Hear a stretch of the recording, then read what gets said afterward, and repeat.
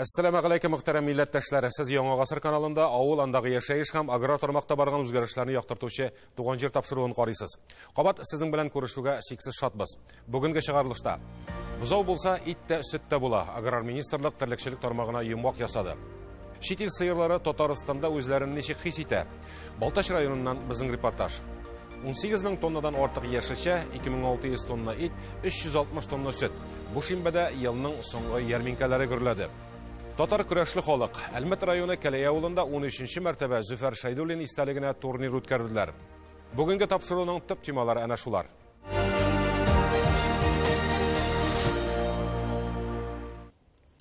Ике 2022 елда да әле генә каршы алган кебек иде. Инде менә соңгы көннәрен ваклыйбыз. Мондый вакытта һәркем үз алдына елның ишек үткәрүе хакында сораулар куя. Аларга җавап бирергә тырыша. Һәм яңа елдан нидер өмет итә. Бурычлар билгели. Узган атнада аграр министрлыкның терлекчелек тармагына да йомгак ясалды. Кемнәр уңышларга ирешкән, кайда җитешсезлекләр бар, барысын да уртага салып сөйләштеләр.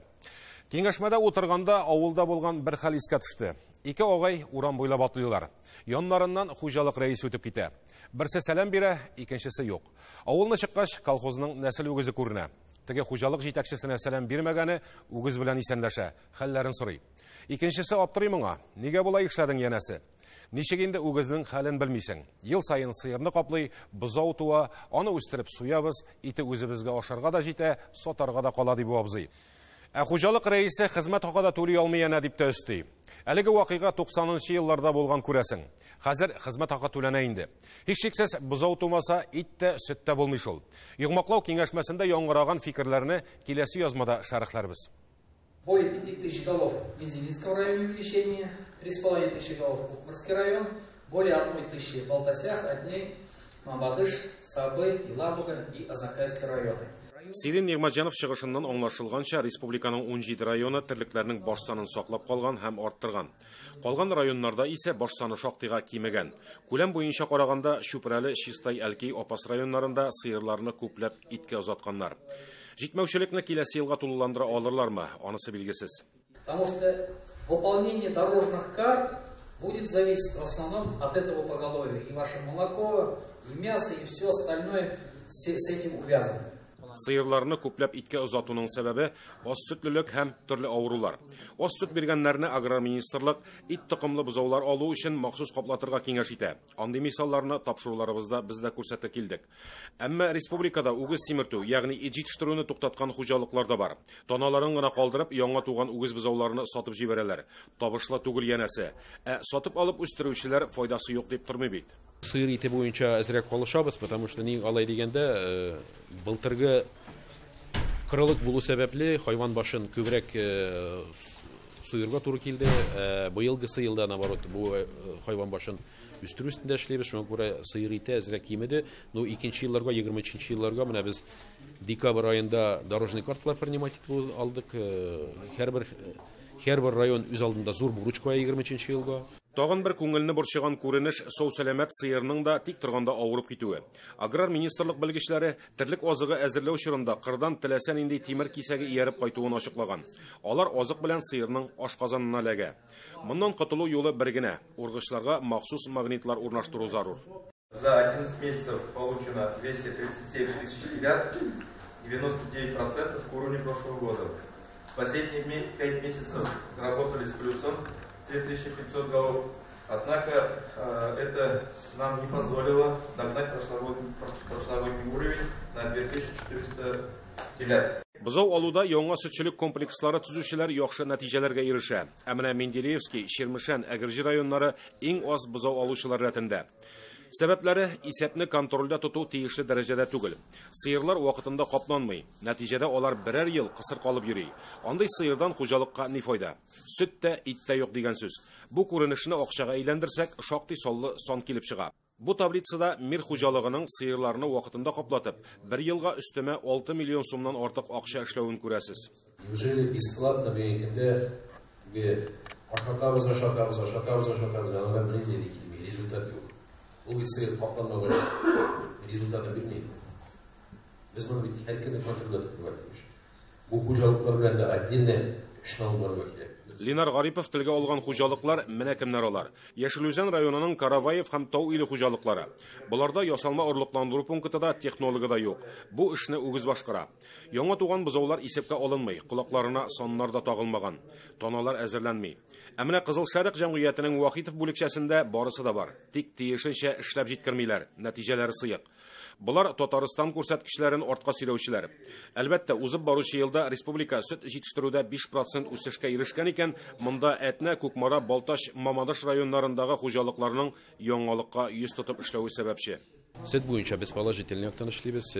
Бер сыерга савымда бүгенгә югарырак общий вал белән алган вакытта да без 2 миллионлык рубежны Алла версалла теләсә декабрь белән тәмамларбыз дип үзебез алдында тараф куябыз. Шуңа күрә шушы показательләргә чыгарга безнең бурыч. Бүгенге Йомбаклау киңәшмәсендә алдынгы хуҗалыкларга рәхмәт сүзләре дә җиткерелде. Быел көтүлеккә 17 мең баш нәселле тона кертелгән. Аларны сатып алу бәясенең 40%-ын хөкүмәт субсидиялый. Киләсе елга да мондый ярдәм тукталмаячак дип куандырдылар. Соңыннан киләсе елга бурычлар да билгеләнде. Сөт саву 5%-ка, ит җитештерү 3%-ка һәм сыерларның баш саны 9%-ка артырга тиеш. Быел республика хуҗалыклары 17 мең баш нәселле тона сатып алган дидек. Аның 8 меңнән артыгы чит илләрдән кайтарылган. Бу эш әлбәттә терлекләрнең нәселен яхшырту максатыннан башкарыла. Чит илдән кайтарылган маллар безнең шартларда үзләрен ничек хис итә? Ашату рационын тиешенчә баланслый алалармы? Шушы сорауларга ачыклык кертү ниятеннән бу атнада Балташ районының Татарстан хуҗалыгында булдык. Биредә 1600 сыерга исәпләнгән яңа комплекста ачканнар. Баштарак бозауларның үлү очраклары күренгәләде. Менә 2 ел инде аларны асрау шартларын үзгәрткәч, бу җитешсезлектән дә котылдык ди хуҗалык белгечләре. Дөрестән дә бозаулар торагында әллә ни эшли алмаслык катлаулы әйбер дә юк кебек. Әмма нәтиҗә югары. Мондагы технология бозаулар үлеменнән аптыраган хуҗалыклар өчен күрсәтмә әсбап булсын иде. Безнең монда бер терлекче бар. Ул малларның астын чистартып, шундый эш башкарып йөри. Теге тракта бер, монда бер. 2 тракка да берәү. Алар 300 минада эшлиләр. 1200 баш сыерга 3 кеше хезмәт күрсәтә дигән сүз. Шул ук терлекче 2 сәгать саен тракторны кабызып, азык иттерергә бурычлы. Беренчедән терлек алдыннан азык өзелми, икенчедән трактор тавышын ишетүгә маллар азык өстәле янына килә ди белгечләр. Мондый торакның 800 баш сыерга исәпләнгән беренче яртысы 2020 елда төзелә. Икенче өлешенә сыерларны быел кертәләр. 22 елның февралендә инде шушы икенче корпусны кулланышка тапшырдык. Инде монда терлекләр өчендә һәм инде эшләгән хезмәткәрләр өчендә шартлар икенче төрле, кул хезмәте дә җиңелрәк. Терлекләргә дәген условиялар икенчерәк элекке белән чагыштырганда. Шушы 2 торактагы сыерлар өчен әйләнгеч саву залы хезмәт күрсәтә. Монда бер юлы 60 сыер савыла. Татарстан хуҗалыгында 37 ел савумчы булып хезмәт куючы Резида Хайруллинага төрле ысулларны күрергә туры килә. Биредә эшләүе җиңелрәк тә уңайлы да ди ул. Тик менә безнең урынга килерлек яшьләр генә күренми дип уфтана. Юк, алмаштырга яшьләр юк килмиләр. Нисәбегә? Без аны күнгәч тапып чыгабыз. Шуңа менә артык сыер инде. Көндәлек авызның үстенә артык чыгар. Бер сыерга 28 литр килә инде. Яңа комплекста 1080 баш сыер савыла. Көндәлек алардан савылган 30 тонна сөтне сатуга чыгаралар. Яңа технология белән эшли башлагач, хуҗалыкка сөттән акча кереме дә сизелерлек арткан. Ой сайын 30 миллион чамасы бу сөтчелектән генә. 30 миллионнан артыграк. Инде төп цифрларын без обычно январь ахырларында, отчет җыелышларына әзерләп бетерәбез инде. Инде алайтып шуклаганда да инде айран саллы сумма чыга инде. Яңа комплекстагы 1200 баш сыерның 476-сы Даниядән кайтарылган. Калганнары үзебезнең токым. Ашату рационы барысына да югары сыйфатлы итеп әзерләнә. Әмма чит илдән кайтканнары күбрәк сөт бирүчән диләр хуҗалыкта. Менә безнең уртача шул 400 сумма чыга да инде. Уртача рацион. Без инде элек төрлечәрәк итәдек рационда. Хәзер инде күбрәк высокодойный дигән рационны ясап, инде основной безнең ничә 80-90% баш ул шул рационда ашы инде. Әлбәттә, сыерлардан файда алу өчен башта тиешле шартларны үтәргә кирәк. Бәйсез асрауга күнеккән сыерларны тар фермаларга алып кайтып бәйләп куйсаң, азыкның составы ярлы булса, алардан да тиешенчә сөт савып булмый. Аграр министрлык белгечләре моны контрольдә тота. өзіңіз көріп тұрасыз, жаңа помещениялар, ашаулары да барның. Дальше бір шарикама синтерларына қарап кетербіз. Бұзау өстіру методлары да барның бек күшті бар айында. Біз енді башта бізге тірлік сұрап келгеш, арға тақдим етеміз, ашауын ішіп, тұрағын ішіп, барып, қарап, кеңештер беріп, солай кеңеш ашып, солай алып қайтамыз.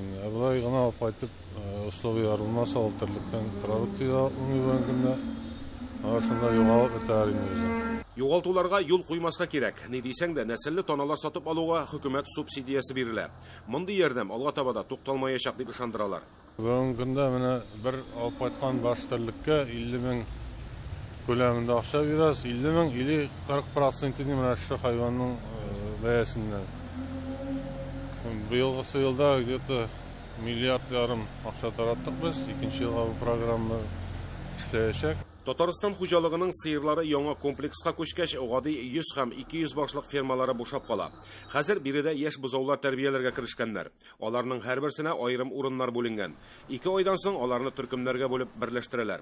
Бушаган урыннар яхшылап дезинфекцияләнә. Бозау үлеме күп булып алды. Шул исәптән инде менә шулай итеп аерым һәрберсе индивидуаль клеткада үстереп карыйк әле дидек. Инде Bunu ясап чыкканнан соң, тагын инде сөт ишертү җайланмалары кайтарттырдык Нова Зеландиядан. Көндә бирегә китерелгән сөт пастеризацияләнә. 2 ай дәвамында бозауларга әнә шундый сөт ишертәләр. Бер бозауга якынча 450 литр сөт туры килә. Алларыннан предстартер дигән комби азык та үзелми. Анысын хәзер үзләре ясый башлаган. Иң арзанлысы да 49 сум инде килосы. Хәзерге вакытта без аны үзебез ясыйбыз. Моның инде өчен катнашмалар үзебездә бар. Соевый шурупны гына сатып алабыз. Ул вакыт менә шушылай дип ясаган вакытта безнең 27 сумга төшә. Инде гранулятор алдык хәзер, инде гранулировать итеп тә бирә башлаячак бозаулар берсе. Әлеге технология белән хуҗалыкта бозауларның үлемен туктата алганнар икән, монда бозау караучыларның да хезмәте зур. Бер генә урында хилафлык китсә дә, нәтиҗә үзгәрергә мөмкин. Бүген монда уртача тәүлеклек үсеш 950 граммга җиткән. Күрәсез, әллә ни яңалык та юк кебек, әмма куелган максатларына ирешкәннәр. Терлекчелектә беренчедән кимчелекләрне күрә белү һәм аларны төзәтү юлларын эзләү, дөрес шартлар булдыру зарур. Буларны үтәсәң, нәтиҗәсе күз алдында булачак.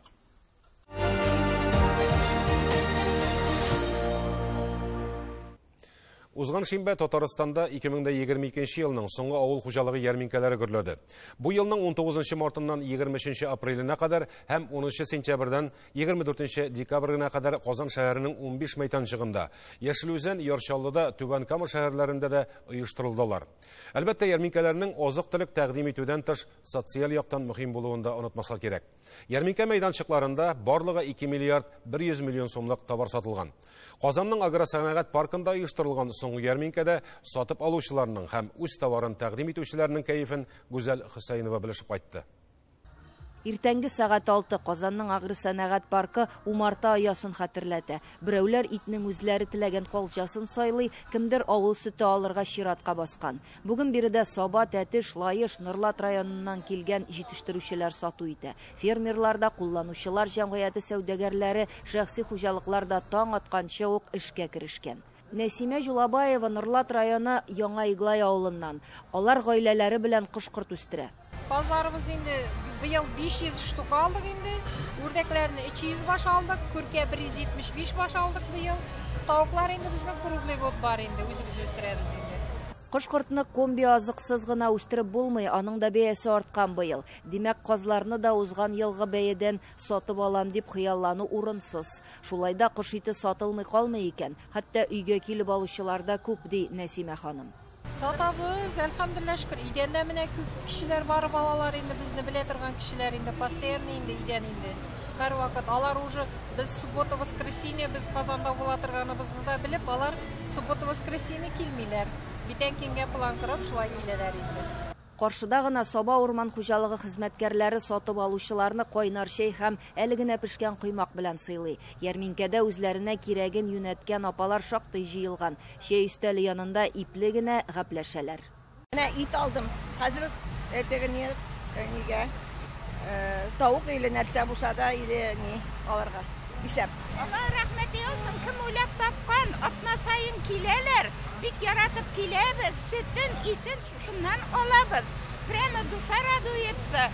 Тәмле коймак пешеп тора, халык килеп тора. Яңа гына мичтә пешеп чыккан коймакның тәмен татып өлгергән инде алар. Беренче генә килүләре түгел бит.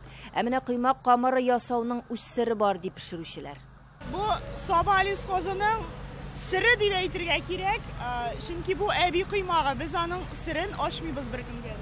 Ярминкә мәйданчыгының икенче ягында су буе чират тезелгән. Ни саталар икән дисәгез, Майский комбинаты үзенең кыяр помидорларын тәкъдим итә.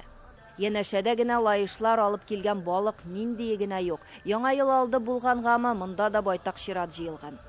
Я стою за рыбой все время, но почему-то нет, вот второй базар, нет лещей. Да, мы хотели бы, чтобы лещи были. Азык-төлекне ярминкәләрдән алырга күнеккән шәһәр халкы һәр шимбәне көтеп ала. Бигрәк тә өлкән яшьтәгеләр. Моның сыры гади, биредәге азык-төлек бердән арзанрак булса, икенчедән сайлау мөмкинлеге дә күбрәк. Новогоднее настроение, яңа ел настроениесе халкыбызга, концертный программалар белән, кыш бабайлар белән, снегурочкалар белән килгән, кар кызлары белән. Шуңа күрә аларга да тырышлыклары өчен алар иртәннән алып, иртәнге 3-тән 2-дән торып киләләр инде монда. Халкыбыз өчен өстәлебездә яхшы свежий продукция булсын өчен. Иң мөһиме ил көннәр тыныч булсын, елы уңышлы килсен. Шулай булганда быелгы кебек март айларында ук ярминкәләргә кабат җыелырбыз дип ышандырды аграр министр урынбасары. Барыгызны да якынлашып килүче яңа ел белән 2023 елда минем иң кыйммәтле бүләкләремнең берсе бу бар кешегә дә саулык, сәламәтлек һәм илләрдә тынычлык булсын иде. Сезне барыгызны да якынлашып килүче яңа ел белән.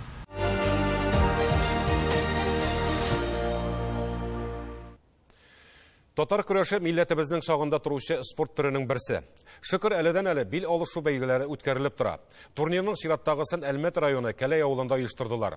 Ул Татарстан Республикасы һәм Россия Федерациясенең атказанган авыл хуҗалыгы хезмәткәре Зөфәр Шайдуллин истәлегенә уздырыла.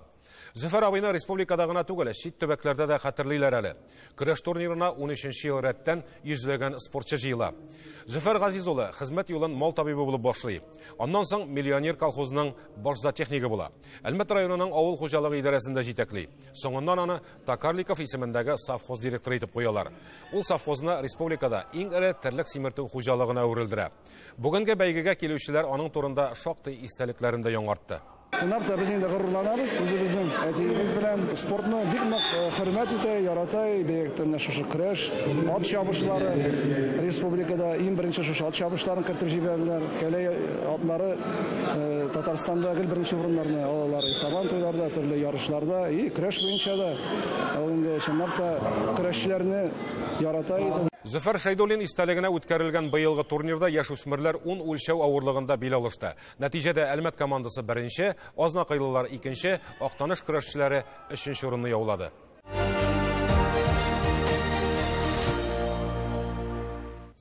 Бүген авыл җирлекләрендә дә яңа елга әзерлек рухы сизелә. Кар һәм боздан нинди генә сыннар ясамыйлар.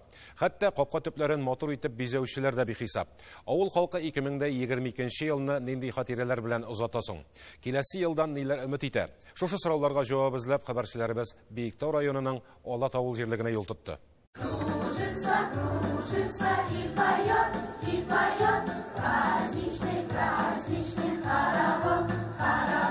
Биектау районының Алат авылы быел яңа мәктәпле булган. Биредә беренче мәртәбә яңа ел бәйрәме үткәрәләр.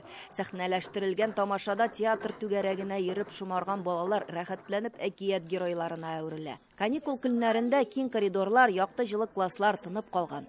Мәктәптә юк су, ул кергән генә аскы этажда гына.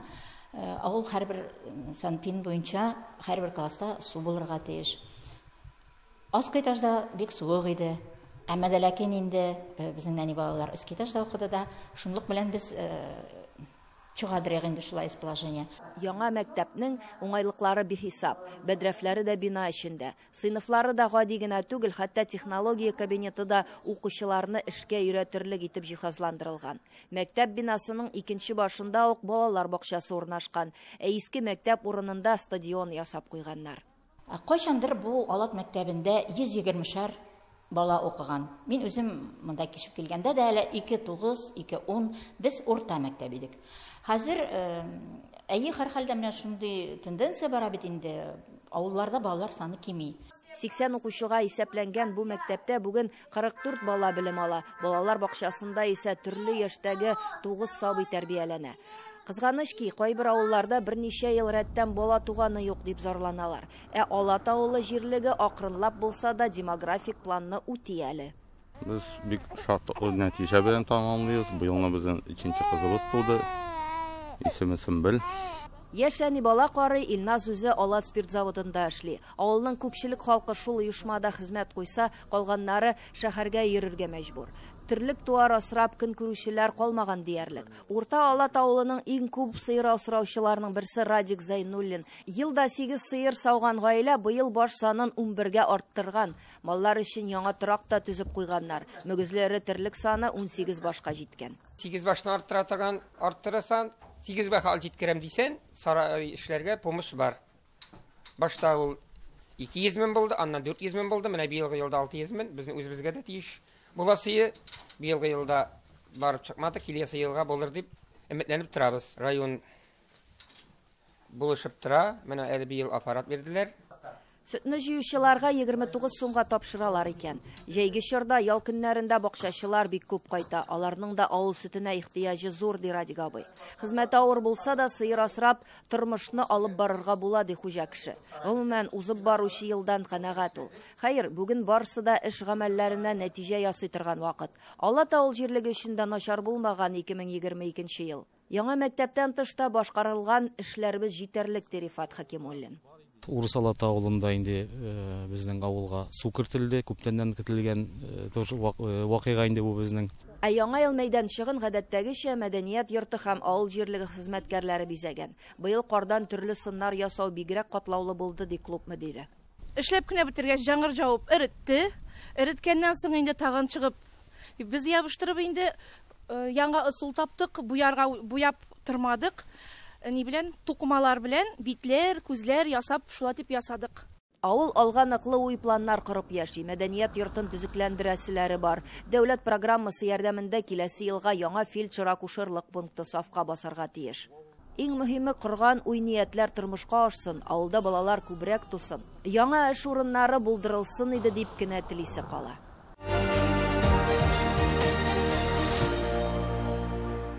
Хөрмәтле авыл хуҗалыгы хезмәтчәннәре, кадерле дуслар, сезне Татарстан Республикасы авыл хуҗалыгы һәм азык-төлек министрлыгы һәм шәхсән үз исеменнән якынлашып килүче яңа 2023 ел белән чын күңелдән котлыйм. Агымдагы ел без аграрийлар өчен уңышлы килде. Республикабыз амбарларына 5 миллион тоннан артык ашлык кайтты. 1 миллион 8 мең тонна шикәр чигендере, 8 мең тонна бәрәңге һәм 260 мең тонна яшелчә җыелды. Терлekçilik тармагында да уңышларыбыз бар. Россиядә сөт җитештерү күләме буенча безнең республика беренче урында. Быел әле күрсәткеч 2 миллион тоннан артып китте. Бу саннарның нигезендә сезнең тырыш хезмәтегез, үз эшегездә җитди, җаваплы карашыгыз ята. Моның өчен сезгә чиксез зур рәхмәтемне белдерәм. Без барыбыз да һәр яңа елны аның тылсымлы көченә ышанып, киләчәккә якты өметләр баглап, аерым бер дулкынлану белән көтеп алабыз. Яңа 2023 елда сезгә һәм якыннарыгызга тагын да күбрәк куанычлы көннәр, күңелегезгә изгелек, чисталык, сафлык истәсен. Сезгә нык сәламәтлек, йортыгызга иминлек, муллык, игелекле эш гамәлләрегездә уңышлар телим. Яңа ел бәйрәме котлы булсын.